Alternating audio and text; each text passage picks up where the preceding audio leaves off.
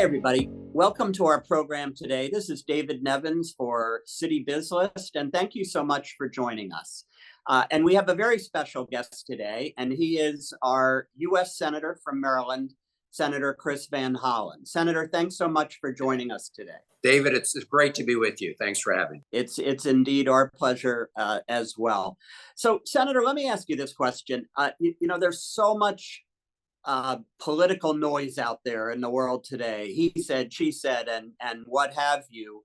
That I think a lot of what Congress does, gets lost in that people don't really know what was voted on, what was passed, what was achieved. And I believe you're of the view that this most recent session of Congress was quite successful, and I'd even say historic in nature. I think one of your staffers used those words. So share with our audience a little bit about some of the achievements that both in terms of your legislation and Congress. Well, sure. I do think the last Congress, the last 2 years, were historic in terms of legislative achievements. And I'm going to try to highlight a couple of the main points here.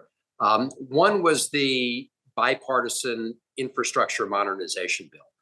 This was desperately needed, for years. In fact, I would say at least 10 years. People used to joke in Washington that this week was Infrastructure Week. And that was a joke because everybody talked about it, but nobody did anything about it. We were able to get it done on a bipartisan basis.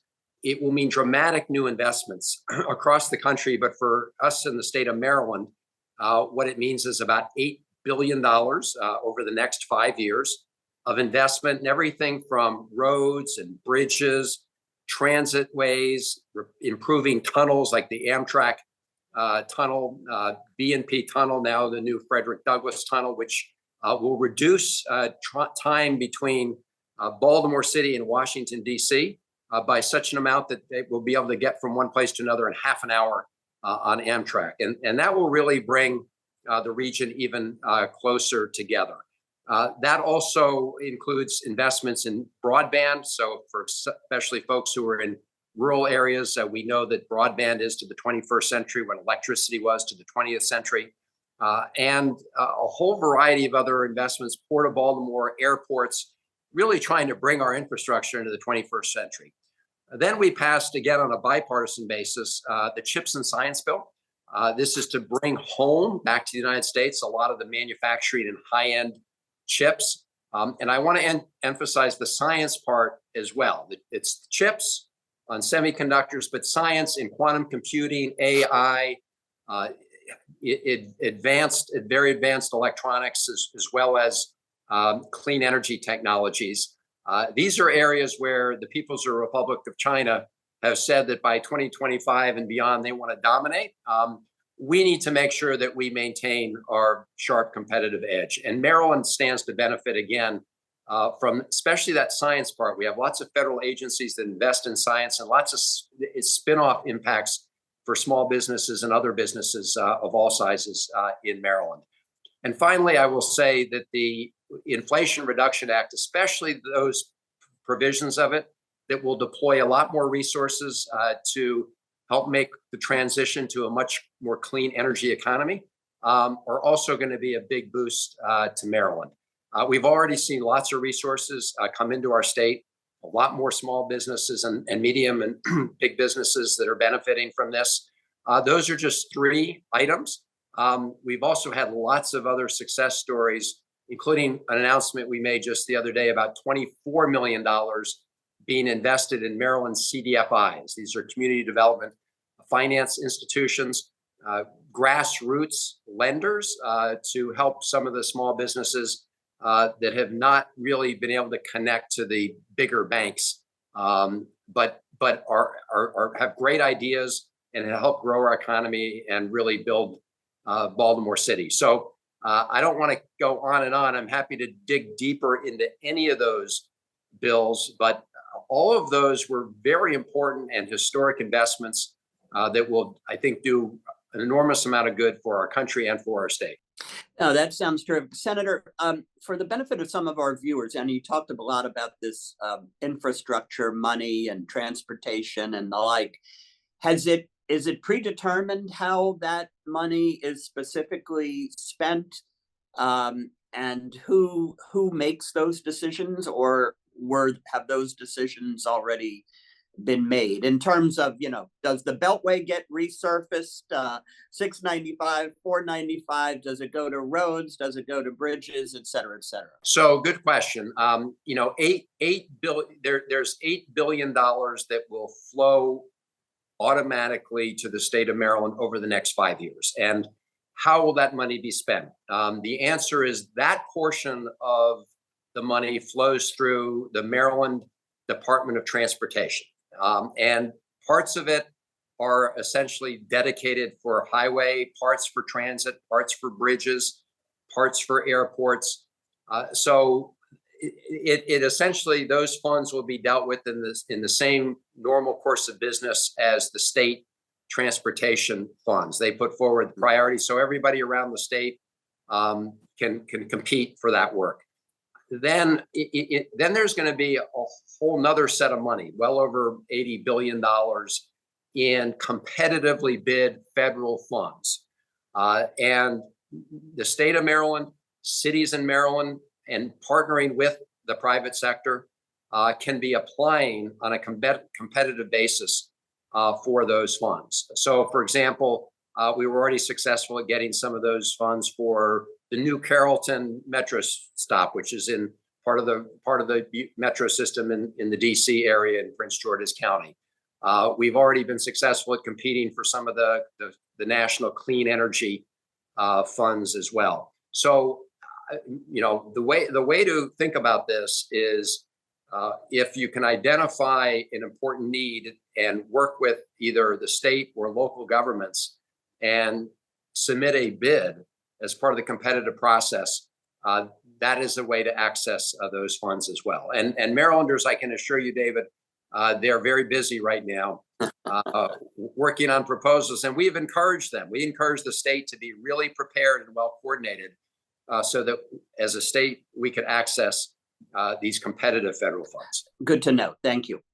I know, and that there are a lot of small business people in particular that are watching City Biz List, and I think you wanted to comment on some of the accomplishments for small business folks as well. Would you mind? Well, not at all. Look, part of the legislation also provides the state of Maryland with more of different kinds of funds to support small businesses. And on top of that, the Small Business Administration has a sizable portfolio of loans that they can provide. Now, during the pandemic, the Small Business Administration was a real lifeline for small businesses across the country, including in Maryland, through what we call the PPP program, the Paycheck Protection Program. That really helped, thousands and thousands of small businesses stay afloat, keep as many employees on board as possible. Now, as we move out of the pandemic, we are also trying to make sure that the SBA, the Small Business Administration, is there to provide loan and support for small businesses. So between the SBA and CDFIs, the Community Development Finance Institutions, we're trying to make sure that there's capital, low cost loans and other sources of capital for entrepreneurs and small businesses. And I would say that the opportunities today are greater than they ever have been before, just in terms of the resources that have been made available over the past 2 years. And that's a good segue into some of the new legislation regarding defaults. Could you briefly mention that? Well, the last 2 years was good news, in my view, a good news story. And I think, we're seeing that in terms of, continuing to defy many predictions about growth in jobs in the economy. We continue to see increases, but a default on our debt would be catastrophic. The United States has never in its history defaulted on our debts. In 2011, we got way too close to the edge of the waterfall. And as we got close to the edge of the waterfall, you saw the markets get very jittery. You saw interest rates begin to creep up. And if we do that again, you'll see those effects. And I can tell you, David, if you go over that waterfall, you're going to see a big freeze in the economy. And then as time goes on, it will be absolutely catastrophic. So we have to prevent default. In my view, we should have diffused this debt ceiling weapon a long time ago, right? Because it's an artificial construct. In my view, we're one of only 2 countries in the world that has it. And I do want to emphasize here, because there is some misunderstanding. Raising the debt ceiling is not about raising your ability to spend going forward. You have to raise the debt ceiling to pay the bills that are already due and owing. These are commitments the United States government has already made. And it's like you and I, if we got up this morning and said, we're not going to pay our mortgage, we're not going to pay our car bill, we're not going to pay our bills, we know that there would be consequences. And if Uncle Sam gets up one morning and says, we're not really going to make good on Social Security or Medicare, or we're not going to pay the bondholders who bought U.S. Treasuries, you're going to have a major economic problem. So right.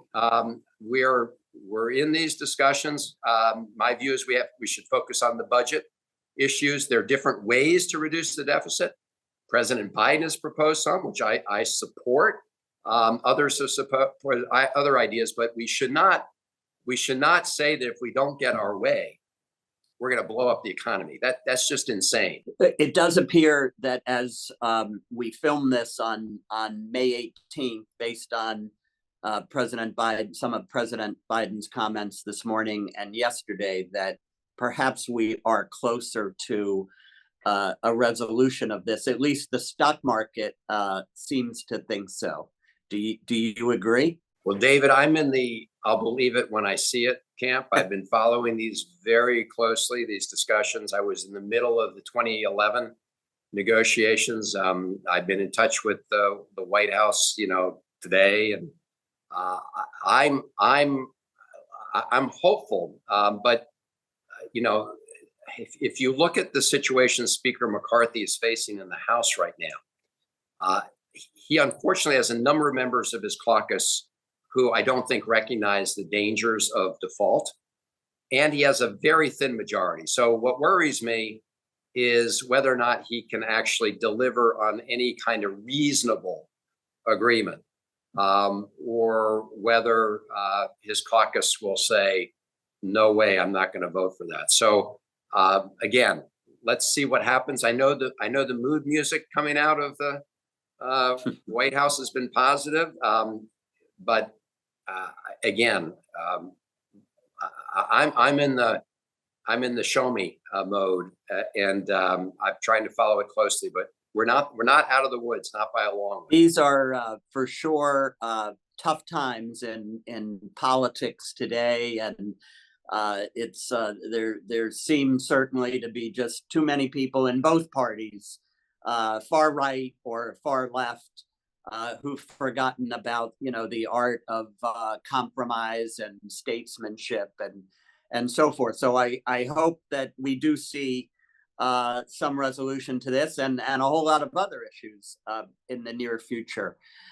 Senator, as we close, I want to ask you this question. You're about a year and a half from becoming, for the first time in your career, Maryland's senior senator, and based, of course, on the retirement of Senator Cardin. So let me ask you to just comment on that and his success and how you see your role representing Maryland changing if you do, or growing, or whatever the case may be. Sure. Well, first, let me say that Ben Cardin has been a terrific leader of Team Maryland as the senior senator. He's been a great partner in the Senate for me. He's been a really good friend. We work together closely, and we work really collaboratively, which I will say is not true of all the other delegations. And he's got a great legacy, for the state and the people of Maryland. A long list of things. People have already started to ask me about, who are you going to support, for the Senate race. And, my view is I just want to continue to thank Senator Cardin for his good service. And, we can figure the rest out going forward. As to the senior senator, I wish, maybe experienced, senior senators, it sounds like you're like wheeling me into the, Yeah. retirement home. But in any Yeah. event, I do look forward to working with my colleagues. And you mentioned, David, the importance of trying to find a way to get things done. And that has been my focus. Sometimes it's easier than others, but we do need to keep looking for opportunities to move things forward. And I will say, and we were talking about the last 2 years, which, while very polarized politically, still resulted in two major bipartisan bills, the Infrastructure Modernization Bill and the CHIPS and Science Act. And I would argue, even though we did not have bipartisan support for the big investment in clean energy as part of the Inflation Reduction Act, that is going to really be meaningful for our country going forward and as we compete globally. But I'm looking forward to serving another year and a half with Ben Cardin. And as he said, we still got a lot of work to do together. Well, Senator, thank you for joining us, and certainly to you and your colleagues, both in the Senate and in the House. Good luck. I think all of us want to see the United States government not default on its debt and get this issue behind us so we can move forward with other things. I know you agree with that. And thanks for your work representing Marylanders, and we look forward to having you represent us for years to come as well. Well, thank you, and it's good to be with you and all the listeners here. And keep in touch, and because a lot of what helps inform the decisions that I make is based on trying to keep my finger on the pulse of what's happening throughout the state, including throughout the small business community. So I appreciate the chance to be with you. Well, thank you. And we look forward to seeing over the years to come some of the benefits of those monies in transportation and other infrastructure projects as well. This is David Nevins for City BizList. Senator, thank you for joining us. And to all of you in the audience, thank you for joining us as well. We'll see you next time. Take care.